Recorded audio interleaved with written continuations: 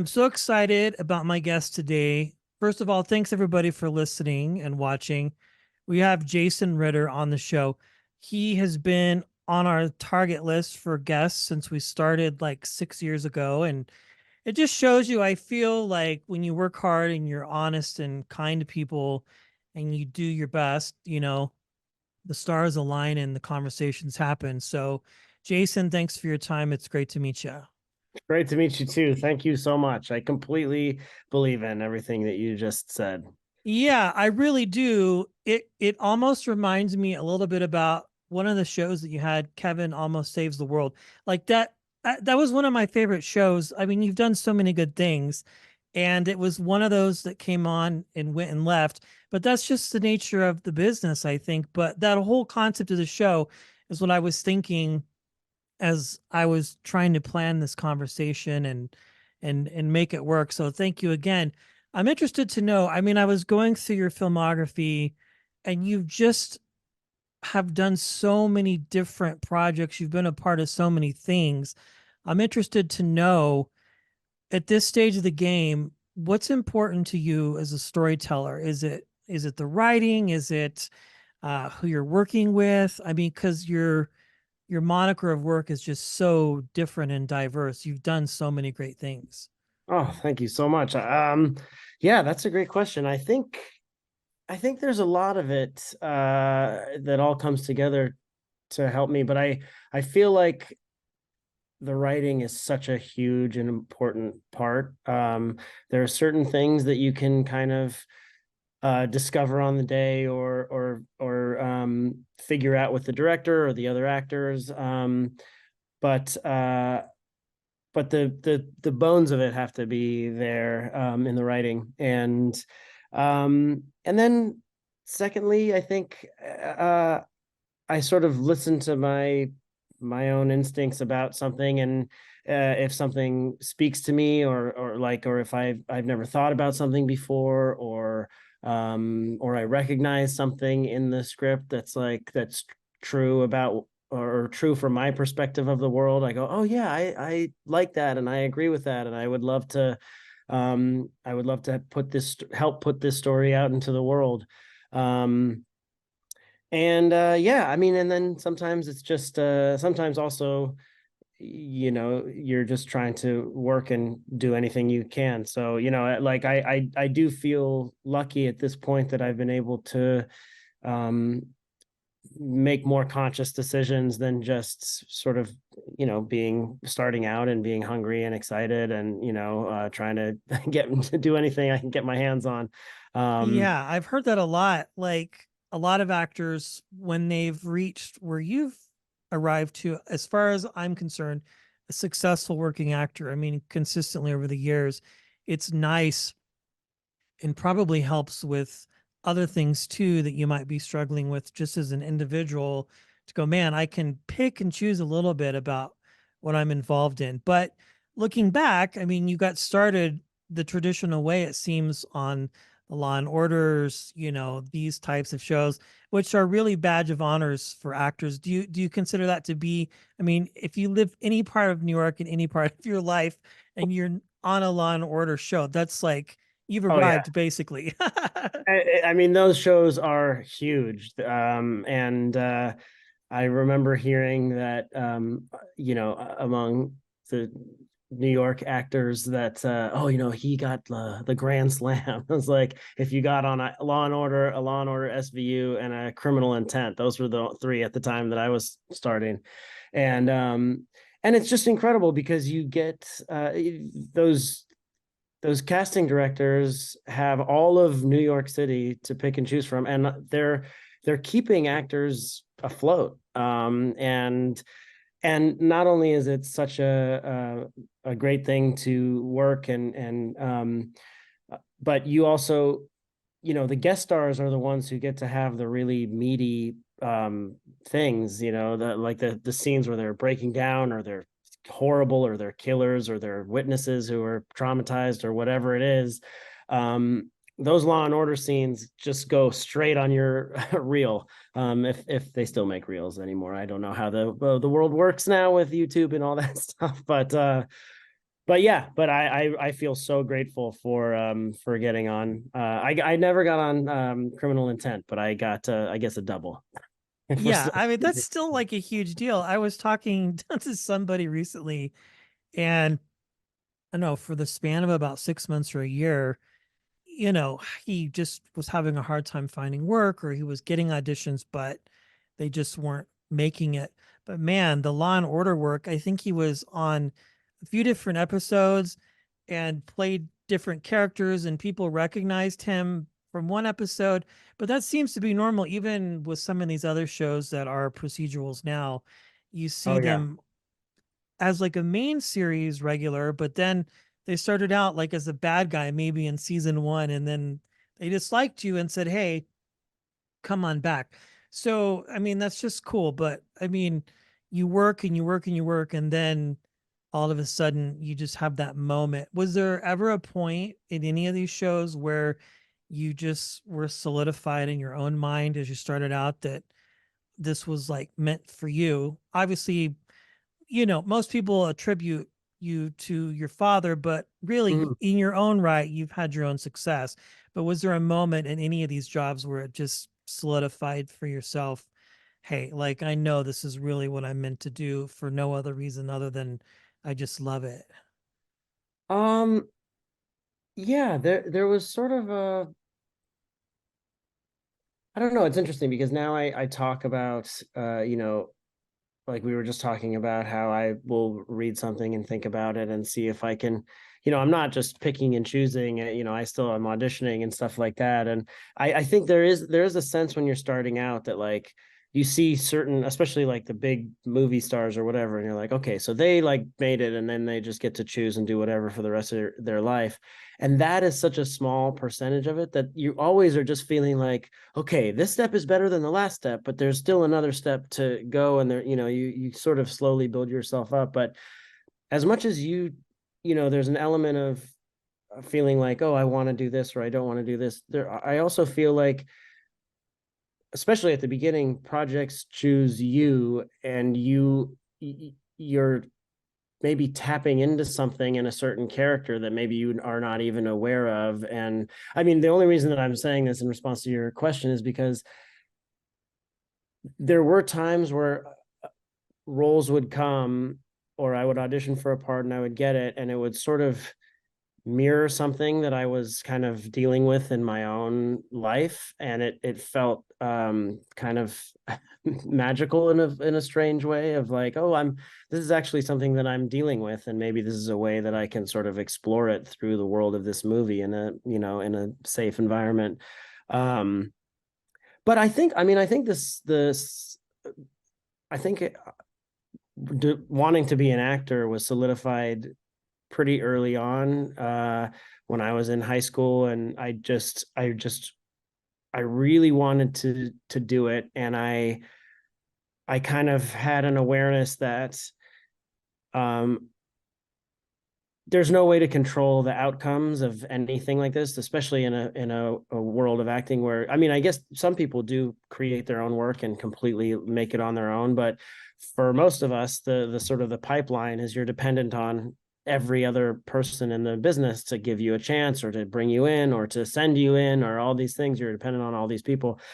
And I think at a certain point in high school and college, I just felt like no matter what the outcome is, no matter what it looks like, if I'm able to do this in any capacity, I'll be happy. And so I think you know, uh, I think that was something that my mom and dad really sort of talked to me about is if you're searching for a specific outcome, if there's an idea in your head of what your life might look like, you can very easily be disappointed. But if you are choosing this journey, then that's a whole different thing. You have to just accept that, what you can control and what you can't.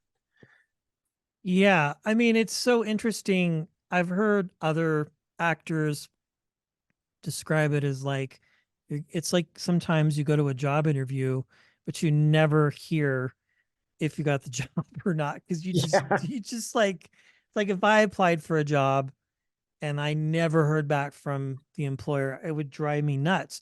And that's just my personality.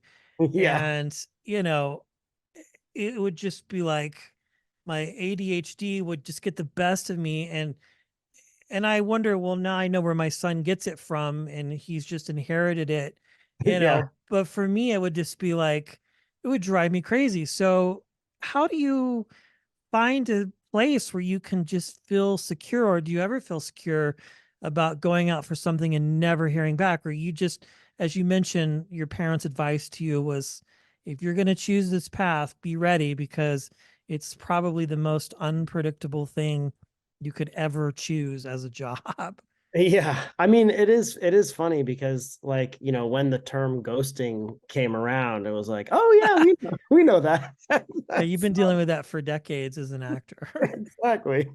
But I think yeah, I mean, you sort of get used to that. There have definitely also been some auditions where I've gone, I don't want to hear back. I know I messed that one up. So just let's all just pretend that didn't happen and move on with our lives. But there have been uh yeah, it's complicated because sometimes you feel like if you haven't heard back from something for a couple weeks or a month, you're like, okay, well, so clearly I didn't get that.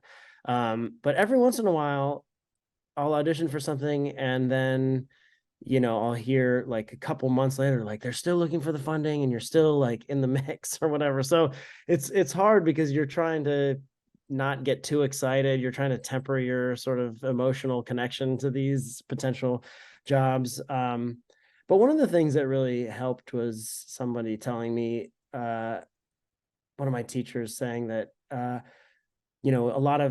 lot of actors treat the audition as sort of something that you have to do to get the job. And Okay. they were saying, which is true, literally, but they were saying to have a perspective shift and look at it as though today you get an opportunity to act. You're not getting paid, you're not, and but but you still get to do what you love today. And so to look at it like that as an opportunity to just have fun and and not be and remove the part of your mind that's telling you, oh, I need to do it this way, or I need to be perfect enough to or I need to convince this person that I'm the right guy for the job. Just show up and be true to yourself and be true to the character and do whatever you want to do. And then, if they like it, great. And if not, they'll go, oh, that was weird, but they seemed pretty confident or whatever. Maybe they'll be good for another thing. Would you rather, just curiously, as we talk about this whole concept, would you rather get a call from an agent and tell you what you just said? You're in the mix, you're waiting on funding, whatever the reason might be, or just not hear at all and just kind of already safely assume that if you haven't heard back in a couple weeks, a month, that they've gone with the Jason Ritter type or whatever. I don't know, like, something out of the box, like often happens in your industry. I do feel like as much as I try to make myself not, care or not care, but be zen about the whole situation and let what happens. I do like knowing what's going on. I like being told. I even like being told like you got close to something or you didn't get it, because one of the things that happens when you audition is you can just and you don't get a part is you can imagine that you were the absolute worst one who came in and they were like, why is that guy even trying? And so even though in some ways it's more painful when you get close to a part and you don't get it, second place, third place, fourth place is way better than, the worst guy who auditioned. Whatever it That's is, like funny. you sort of it's hard to remember that because you want to get the part, and especially some people, that can happen several times in a row, or you can lose several parts to the same person and be like, oh my gosh, okay, so as long as this person is still working, I'm never gonna get there. But yeah, I think I definitely like knowing, and it helps to hear positive feedback sometimes. I would imagine too, because your significant other is an actor. Do you what are the conversations like at dinner? Like, oh, I just, this show didn't get picked up for another season, so now I'm going out to audition for something else. And you're like, well, I just had an audition. Like, or do you try and keep personal life separate, or is it just all consuming because you both have had such good careers and long sustaining work on different projects, whatever the case might be? I just find your world so fascinating. I think it's so different than what I'm used to, but regardless of how many amazing people I talk to, like yourself, I feel like it's a constant learn because it's just such a dynamic universe. It's so different.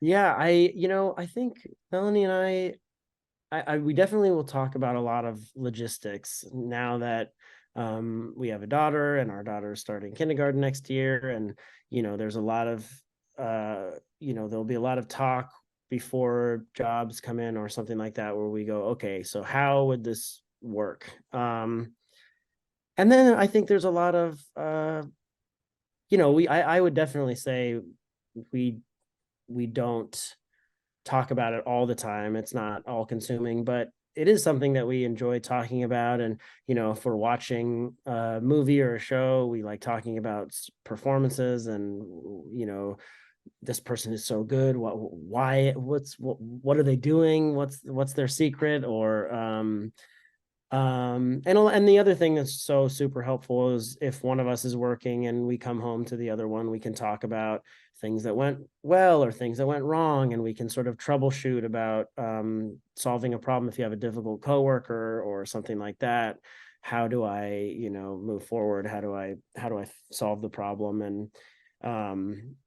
And then yeah, so it's things like that. And for the most part, Melanie, she's so amazing, and she's a genius, I think. And what she does is so magical and mystical to me, um, that I'm always wanting to know, like, how she got to a place or what she did or something like that. And she's so intuitive that sometimes it's hard for her to explain, but that's such an exciting thing for me, to just listen and wonder how she does all of this stuff, so effortlessly and so brilliantly. And also, sometimes when we're auditioning, I'll really be like, hey, you got any ideas? She's putting me on tape. I'm like, please help me. I love it. Well, I think you both have had such good careers. Now, you've done some pretty earmarked projects. Joan of Arcadia was big, Parenthood was big. There's been other things that you've done along the way. I would imagine as an actor, because you get to create and you get to maybe, as you said, learn things about yourself, or maybe something that you're going through just on a very human nature type of level. Mm-hmm. Do you learn from those different characters anything about yourself, whether it's in the positive or the negative, or maybe identify with one of those characters, maybe a little more too close for comfort than you might like, just and go, oh, wow, I really am sort of like this. I don't know how that or if that would happen, but you get so deep into some of these characters that you've played. Yeah, I mean, they're all different. And I gain different things from all of them. And, and sometimes it'll be like I'll get to explore something that I'm not experiencing in my life at the moment, or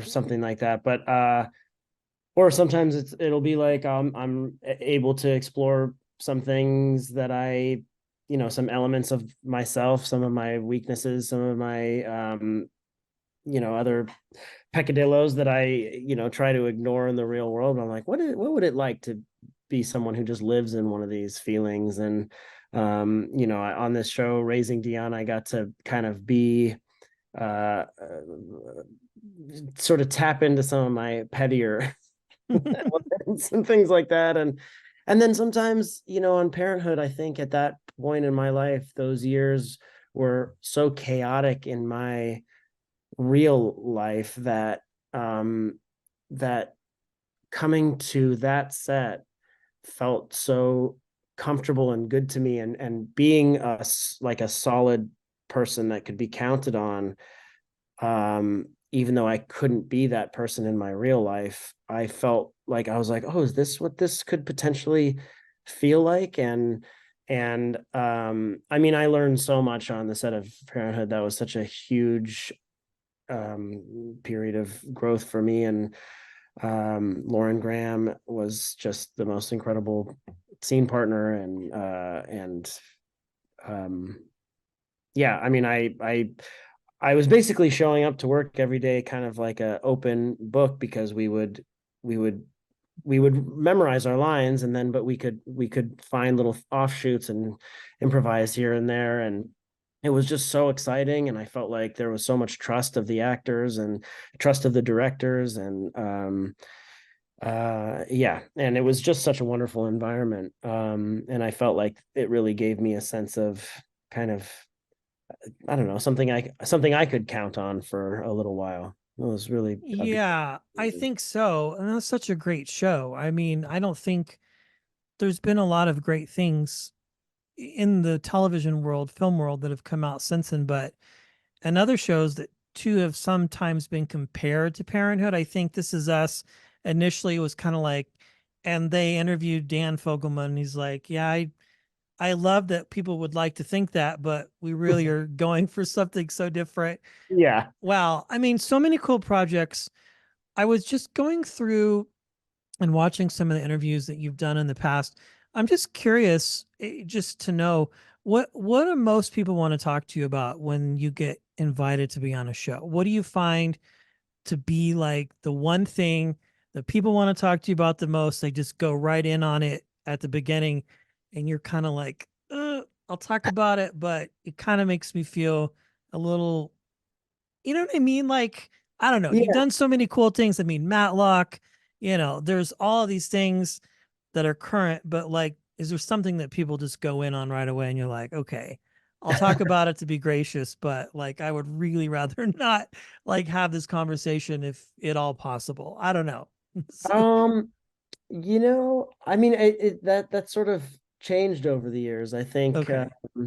I think as a younger, more insecure person, I sometimes would. Well, also, I feel like that the my career kind of started right around the same time that my dad passed. And so a Okay. lot of questions were about my dad, but it was also like in this period of time where, most of the questions were about how much like fun, what it was like growing up with him. And it was so fun and so wonderful, and such a dream uh dad in so many ways. But also comes with that the sense of loss that they, for the most part, didn't really want to talk about, because it's uncomfortable. I'm trying to make trying to make an interview fun and stuff. So it was less that I was like, I don't want to talk about him, or I want to be my own person. I'm sure there was some of that peppered in there, but I think it was more just like, it's hard for me to talk about only one element of this. But at the same time, I'm so, proud of him, and feel so lucky that he was my dad and all that stuff. And I also fully understand why people were, wondering about it and had questions about it. So I never was like, I can't believe you asked me about that, or anything like that. I mean, for the most part, I was felt just, grateful to be interviewed in the first place. Yeah. But yeah, but trying to like remove the painful bits and just keep the sunny bits was a bit of a balancing act. Yeah, I can't even imagine, like, because yeah, those were simultaneous times almost in a way. Well, I tell you what, as I said at the beginning, and I really do mean it, like, I just like watching you on film, on television, because all these characters are so different. One last question here. I did want to ask, just looking back at everything that you've done, is there one project for you that just stands out markedly for you as far as like, this was the best time of my life? Or does each project, that's kind of a difficult question, but like, for some people there are defining projects. I don't know if it's the same for you, or everything has just been one stepping stone after another, and you've just really enjoyed and embraced the great career that you've had as an actor.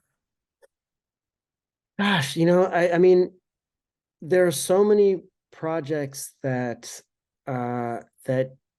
gave me a little gift. And uh, Certainly Joan of Arcadia gave me such a wonderful, that was such a huge, that was my first time as a regular on a show. And it came at such a, at that time, that was around the time my dad passed. And so to have so much meaning and such a tight family and so much love was so important. And um, I felt very cared for in that show. And then this independent movie that I did called Good Dick was, basically Mariana Palka wrote it and directed it, and we were a couple, and we just sort of made it in our apartment and got all of our friends to help, and it was kind of a miracle that it all came together. But also because we were just all sort of doing it ourselves, I was injecting my little sense of humor that I would do with my friends, as opposed to, oh, this is what you might think is funny in this audition. Let me try to do that for you. I was just kind of I was entertaining myself, and then going to screenings of that and hearing people laugh at some of the things that I was doing. I was going, oh, okay, so that's other people might like that. I should trust that a little bit more. And so that was just such a huge moment for me as well. And then Parenthood was absolutely incredible in terms of me trusting myself more, and instead of trying to put on all this stuff like I'm a character, trying to peel more stuff away and say, who am I at the core of this, what's the scary stuff.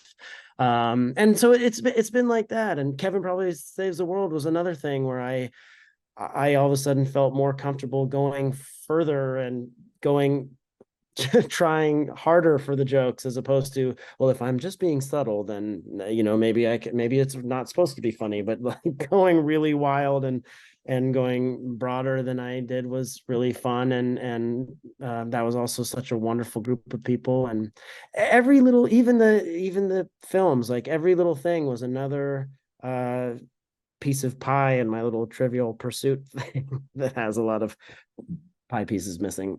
So I learn and I grow. And then there have been some projects where I've like anti-learned, where I've had a bad experience, or I've seen it afterwards and I've gone, oh, okay, so that doesn't look like what I thought it looked like. Let me see if I can correct this next time. But yeah, so it's been in general, I do a lot of self-examination and hope, like trying to see where I can improve in my life and in my career and things like that. And so it's helpful to have data.